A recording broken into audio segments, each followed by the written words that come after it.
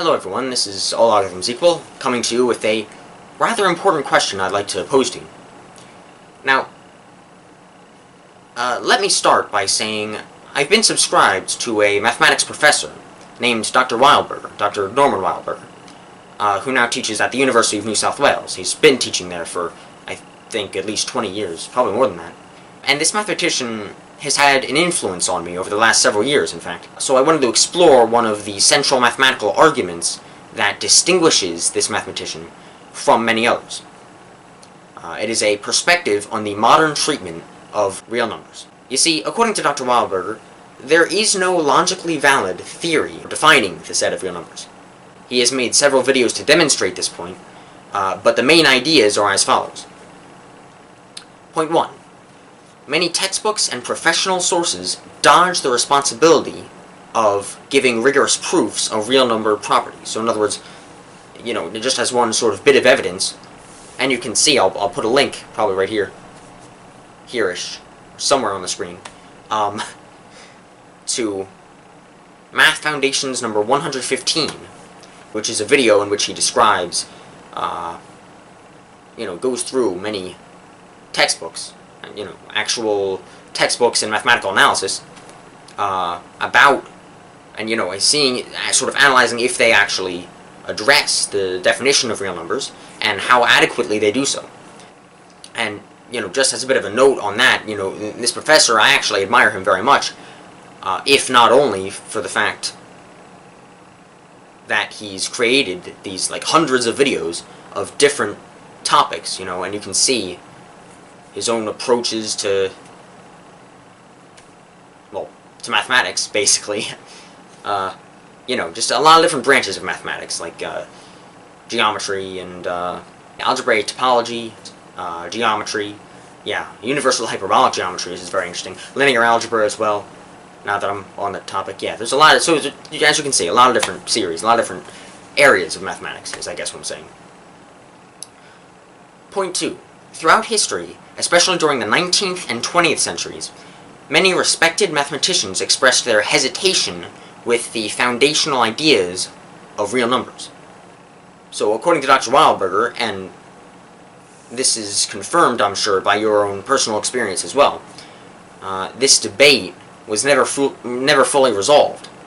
Although most mathematicians now accept real numbers despite these logical difficulties and logical uncertainties. I think this is an important topic, and by your own personal experience, what I really mean is that you've probably seen and heard, pretty much all around you at this point, in math classes and, mathematical types of exams. I suppose I could give some examples, like I believe the SAT in the United States usually claims, at least, that it is always based on, or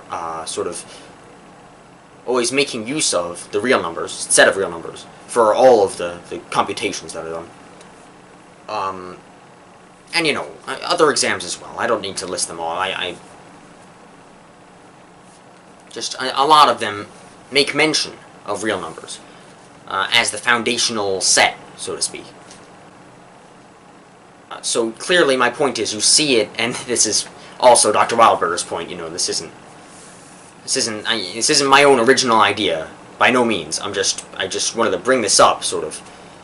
But the idea is, we see all around us mention of the real numbers. So they're the foundation of mathematics. They're, every test we take, every, theorem that is proven, everything that we do in mathematics is based on the set of real numbers.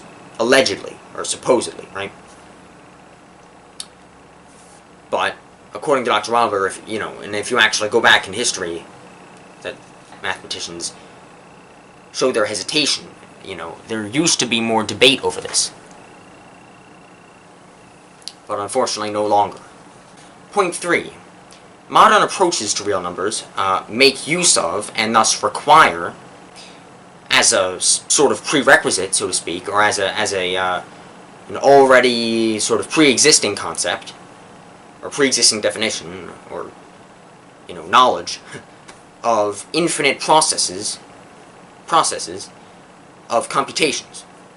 And, of course, Dr. Wildberger argues, and others Dr. Wildberger and others argue that because we are human and cannot fully conceive, let alone perform, infinite processes, they should not form the basis of our system in pure mathematics. And sort of another thing to go along with this, I'd like to make the comment that, technically speaking, there are some exceptions, in the sense that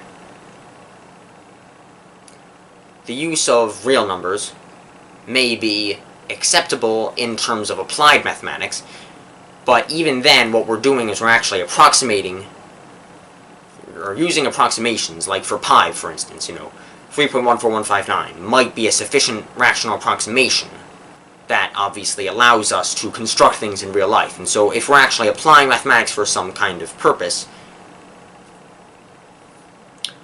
perhaps our modern definitions are acceptable, or sufficient at least, to construct things. But this is a separate matter. We're talking, or at least I'm talking, strictly about pure mathematics, the side of mathematics that needs no physical application.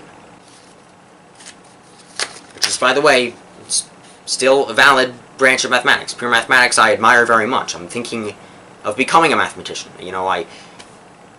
It's very important and a very valid branch of mathematics. It needs more respect, in my view. But anyways, perhaps that's somewhat tangential.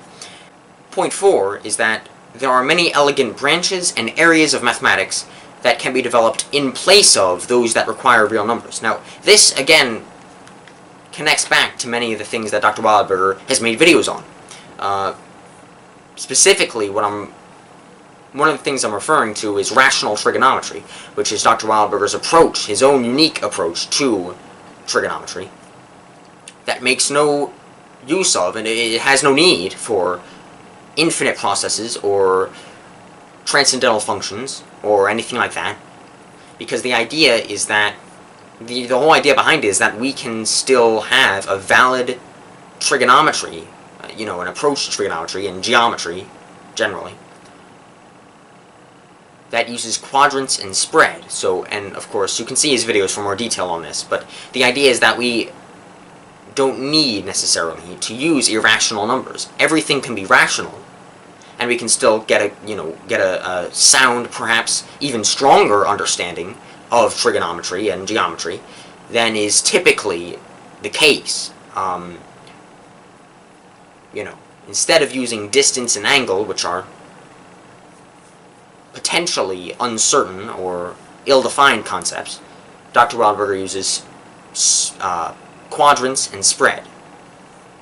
So I'd like to put it out there that these are his views, and I find them to be valid views. So this whole kind of idea of there being logical fallacies and inadequacies with the current definition of real numbers and the current theories of real numbers is for some reason the minority view among mathematicians in the modern age. And even Dr. Wildberger acknowledges this. However, I'd simply like to pose to you viewers a question. Should this be the case? What do you think of Dr. Wildberger's arguments? Are they valid? And should we restructure pure mathematics? Or am I missing some arguments that disprove his points? Let me know in the comments, or just in a separate video or document or something. An email, for all I care.